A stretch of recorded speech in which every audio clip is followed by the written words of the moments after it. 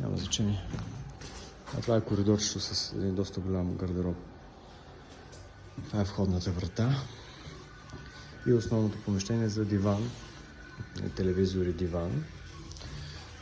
Тази стена ще има един портал, широк, 1,20 м да кажем, който влиза към кухнята. Насам имаме витуша, централно.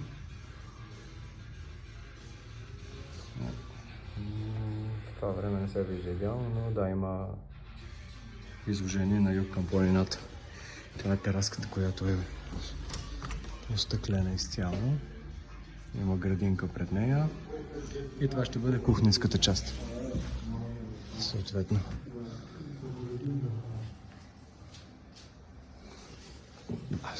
Ако тук ще мина. Едната баня с тоалетна и с прозорец. Едната спалня.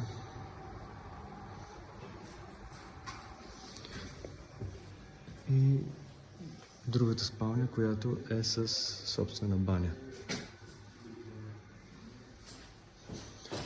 Тази врата ще се затвори, а тук ще се разшири малко допълнително, за да може да се използва банята с тоалетна.